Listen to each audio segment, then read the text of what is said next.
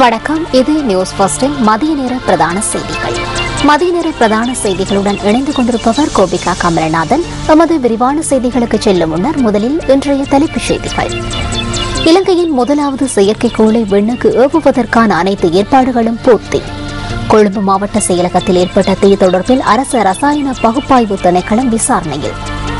Armour வீதியில் உள்ள வீடொன்றில் சடலங்களாக மீட்கப்பட்ட மூவரினதும் பிரேத பரிசோதனை இன்று முற்பகல் ஆரம்பம்.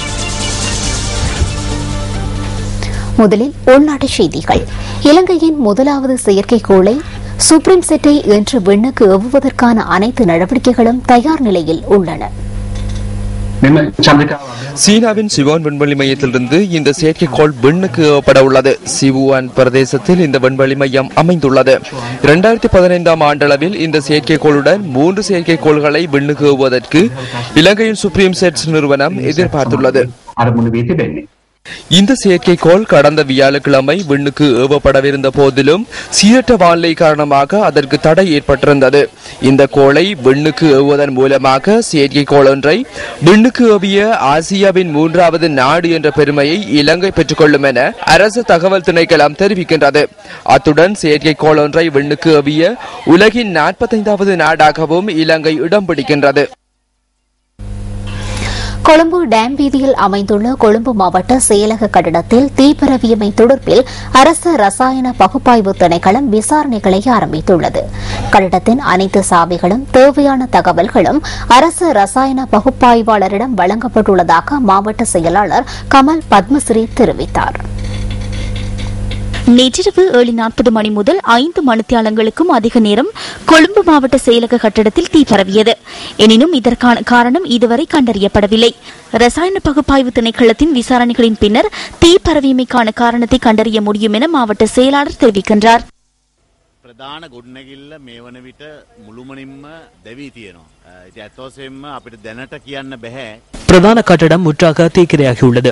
அதன் உட்பகுதியின் நிலைமை தொடர்பில் எதனையும் தற்போது கூற முடியாது. ஏனெனில் எவரும் உள்ளே செல்லவில்லை, செல்லவும் முடியாது. இது தொடர்பில் பலிசார், ரசாயன பகுப்பாய்வு திணைக்களம் மற்றும் மின்சார சபை ஆகியவற்றுக்கு அறிவித்துள்ளோம். அவர்கள் விசாரணைகளை முன்னெடுத்துள்ளனர். அதனால் இந்த பகுதி தடை செய்யப்பட்ட பகுதியாக காணப்படுகின்றது. விசாரணைகளின் பின்னர் கட்டடத்துக்குள் சென்று எமது ஆவணங்கள் மற்றும் அரசு சொத்துக்கள் தொடர்பான மதிப்பீடுகளை முன்னெடுக்க எதிர்பார்த்துள்ளோம்.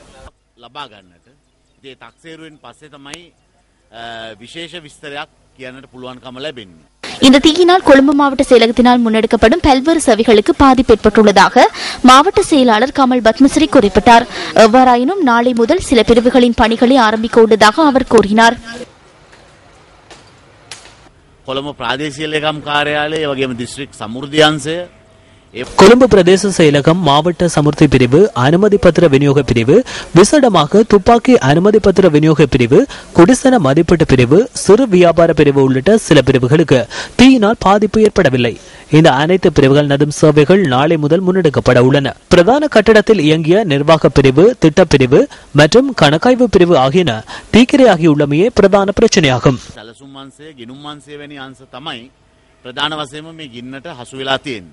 தற்போதைய நிலைமைக்கு அமைய கணக்காய்வு, கட்டுப்பாடு மற்றும் திட்ட பிரிவுகளை தற்காலிகமாக திம்பிரிகசியாய பிரதேச செயலகத்தில் நிறுவுவதற்கு திட்டமிடப்பட்டுள்ளதாக மாவட்ட செயலாளர் கமல் பத்மஸ்ரீ மேலும் தெரிவித்தார்.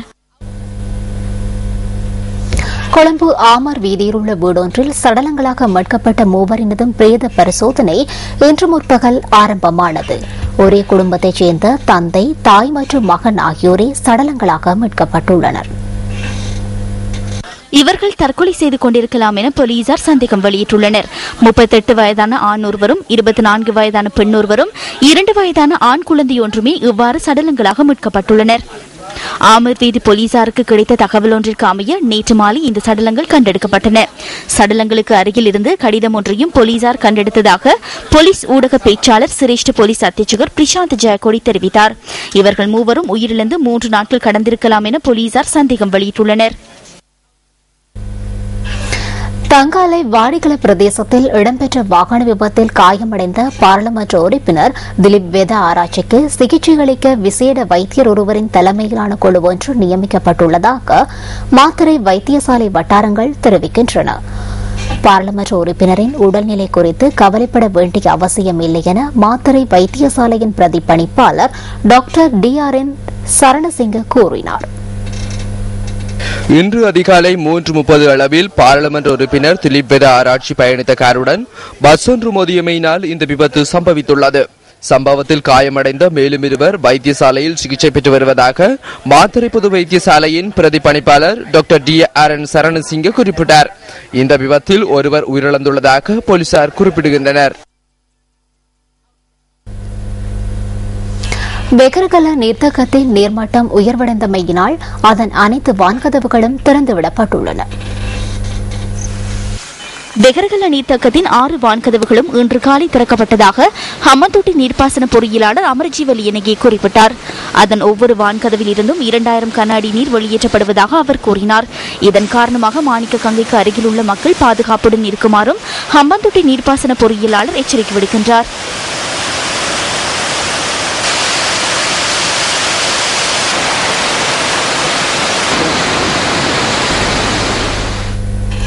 வடக்கு, கிழக்கு மற்றும் மலையகம் உள்ளிட்ட நாட்டின் சில பகுதிகளில் தொடர்ந்து மழை பெய்து வருவதாக வளிமண்டலவியல் திணைக்களம் அறிவித்துள்ளது. இன்று காலை 8:30 மணியுடன் முடிவடைந்த 24 மணித்தியாலங்களில் கண்டி மாவட்டத்தின் மடுகலை பகுதியில் ஆக கூடுதலான மழைவீழ்ச்சி பதிவானதாக திணைக்களத்தின் கடமை நேர வானிலை அதிகாரி வசந்தகுமாரன் தெரிவித்தார். இன்று காலை 8:30 மணியுடன் முடிவடைந்த 24 மணித்தியாலத்தில் ஆகக்கூடிய மழை வீழ்ச்சியாக 101.8 மில்லிமீட்டர் மழையானது கண்டி மாவட்டத்தில் உள்ள மடுல்கல் என்ற இடத்தில் பெய்திருக்கிறது. அத்துடன் யாழ்ப்பாணத்தில் 1.2 மில்லிமீட்டர் மழையும், மட்டக்களப்பிலே 16.7 மில்லிமீட்டர் மழையும், கொழும்பிலே 7.1 மில்லிமீட்டர் மழையும், மன்னாரிலே 11.9 மில்லிமீட்டர் மழை வீழ்ச்சியும், பொத்துவிலே 3.7 மில்லிமீட்டர் மழை வீழ்ச்சியும், திருகோணமலையிலே 45.6 மில்லிமீட்டர் மழை வீழ்ச்சியும், வவுனியாவிலே 59.8 மில்லிமீட்டர் மழை வீழ்ச்சி அது கிடைக்கப்பட்டிருக்கின்றது. மொனராகலை பிரதேச செயலக பிரிவிற்குட்பட்ட பெனகல்லந்த பகுதியில் நேற்றிரவு சிவப்பு மழை பெய்துள்ளது. நேற்று மாலை 5 மணியளவில் எவ்வாறு சிவப்பு மழை பெய்துள்ளதுடன் சுமார் 15 நிமிடங்களுக்கு இந்த மழை நீடித்ததாக எமது பிராந்திய செய்தியாளர் கூறினார். பெனகல்லந்த, போகிட்டிய, இத்தைகடுவ, பதகாராவு ஆகிய பகுதிகளில் இந்த மழை பெய்துள்ளது. கடந்த சில தினங்களாக மொனராகலை மாவட்டத்தின் சில பகுதிகளில் சிவப்பு மழை பெய்தமை குறிப்பிடத்தக்கது.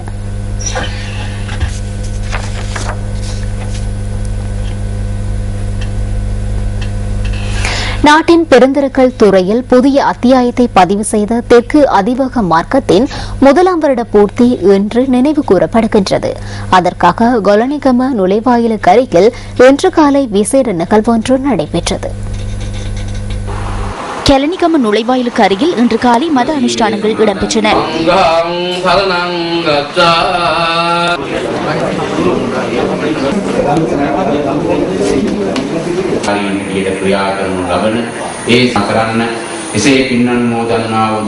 இரண்டாயிரத்து 11ஆம் ஆண்டு நவம்பர் மாதம் 27ஆம் தேதி திறக்கப்பட்ட தெற்கு அதிவேக வீதி 95 கிலோமீட்டர் நீளம் கொண்டது. கொட்டாவ மாகும்புரவில் இருந்து காலி பின்னதுவ வரை இந்த வீதி நிர்மாணிக்கப்பட்டுள்ளது. இலங்கையின் முதலாவது அதிவேக வீதியான தெற்கு அதிவேக வீதி 4 ஓடுபாதைகளை கொண்டு அமைந்துள்ளது. 2005ஆம் ஆண்டு நிர்மாண பணிகள் ஆரம்பிக்கப்பட்ட தெற்கு அதிவேக வீதிக்காக 77 பில்லியன் ரூபாய் செலவிடப்பட்டுள்ளது. மொரீசியஸ் தீவிலிருந்து இலங்கை நோக்கி செலுத்தப்பட்ட கப்பல் ஒன்றின் கேப்டன் கொழும்பு துறைமுகத்தை அண்மித்த கடற்பரப்பில் கைது செய்யப்பட்டுள்ளார். குறித்த கப்பலை கடற்படையினர் சோதனையிட்ட போது அதிலிருந்து துப்பாக்கி தோட்டாக்கள் கண்டுபிடிக்கப்பட்டதாக போலீஸ் ஊடக பிரிவு தெரிவித்துள்ளது. இதற்கமைய கைது செய்யப்பட்ட சந்தேக நபர் போலீசாரிடம் ஒப்படைக்கப்பட்டுள்ளார். சந்தேக நபர் இன்று நீதவான் முன்னிலையில் ஆஜர்படுத்தப்பட உள்ளதாக போலீஸ் ஊடக பிரிவு தெரிவித்துள்ளது.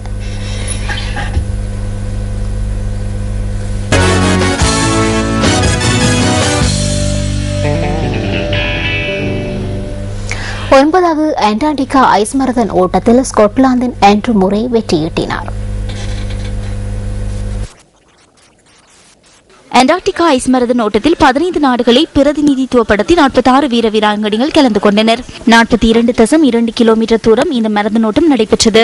ஸ்பெயினின் லூயிஸ் மார்க்கஸின் சவாலுக்கு மத்தியில் ஸ்கொட்லாந்தின் ஆண்ட்ரூ மரை வெற்றியீட்டினார். 3 மணித்தியாலம் 41 நிமிடங்கள் 15 செகண்ட்களில் போட்டி துரத்தி மரை கடந்தார். அவரை விட 8 நிமிடங்கள் தாமதித்து பந்தயத்தை பூர்த்தி செய்த லூயிஸ் மார்க்கஸ் 2ஆம் இடத்தை பெற்றார். அண்டார்டிகா ஐஸ் மரதன் ஓட்டத்தில் மகளிர் பிரிவில் ஆஸ்திரேலியாவின் டெமெல்சா வெற்றியீட்டினார். அவர் பந்தய தூரத்தை 5 மணித்தியாலம் 9 நிமிடங்கள் 43 செகண்ட்களில் கடந்தார்.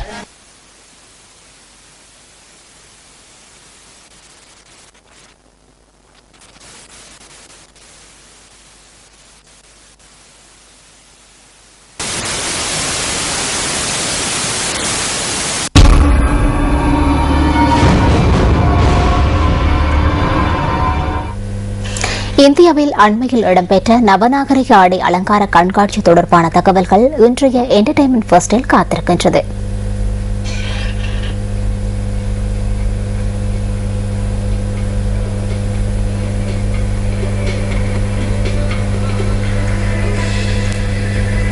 சுனித் வர்மாவினால் வடிவமைக்கப்பட்ட நவீன அலங்காரங்களுடனான ஆடை அலங்கார கண்காட்சியே இது.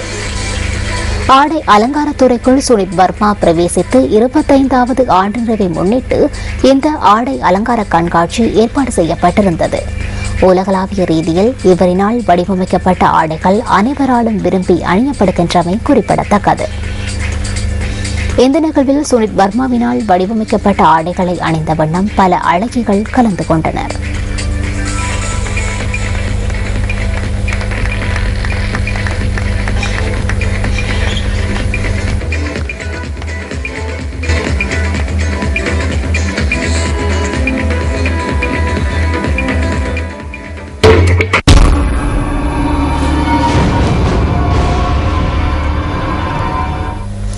காணொலியுடன் விரிவான எமது செய்திகளை அறிந்து கொள்வதற்காக www.newsfirst.lk என்ற இணையதளத்திற்குள் பிரவேசியுங்கள். அத்துடன் நியூஸ் ஃபர்ஸ்ட் இணையதளம் மற்றும் Facebook ஊடாகவும் உங்கள் கருத்துக்கள் மற்றும் யோசனைகளை எமக்கு தெரிவிக்க முடியும். www.newsfirst.lk என்ற எமது இணையதளத்திற்குள் பிரவேசியுங்கள். இத்துடன் எமது மதிய நேர பிரதான செய்திகள் நிறைவு பெறுகின்றன. மீண்டும் சந்திப்போம் எமது மணித்தியால செய்திகளுடன். வணக்கம்.